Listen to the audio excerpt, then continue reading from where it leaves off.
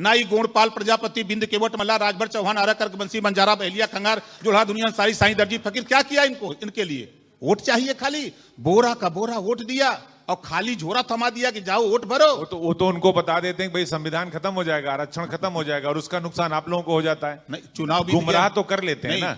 देखिए, देश का संविधान माननीय नरेंद्र मोदी जी के हाथों में सुरक्षित है, प्रदेश में योगी जी के हाथों में सुरक्षित है। ये झूठ बोलने वाले लोग, गुमराह करने वाले लोग, वोट की राजनीति करने वाले लोग, अब आप बताइए अगर हम सपा की बात करें, आप तो समाजवादी पार्टी में जब उनके साथ गठबंधन में थे तो अखिलेश जी को राय क्यों नहीं दिया आप? अच्छा ये बताइए, आपने कहा था कि इसी से बाहर निकलो।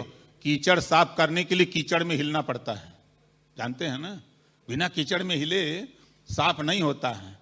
हम जब उनसे कहे कि ये बताओ कि 86 में 56 अकेले खाली यादव होगा तो और जतिया कहां जाएंगे, कहा यार कुल ना बोला करो। हम कहते बताओ 18% मुसलमान आप वोट दिया, क्यों नहीं डिप्टी सीएम बनाए? अगर नहीं बनाए तो इसी बार चाप के बता दो किसी मुसलमान के बेटा को मुख्यमंत्री बनाने की कुवत है आपकी?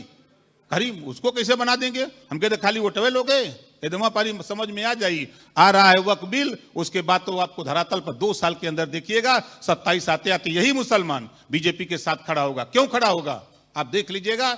आजादी के बाद से लेके अब तक पहली बार 51 मुस्लिम बच्चे आईएएस बने हैं।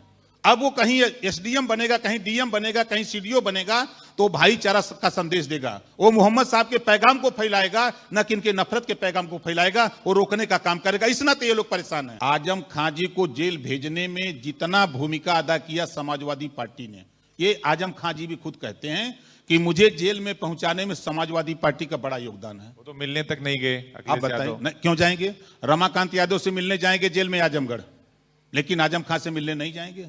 ये नाते कि वो मुसलमान है, वो उनका बिरादर है। लेकिन वोट तो मुसलमान का चाहिए। अरे तब देता था, तब देता था।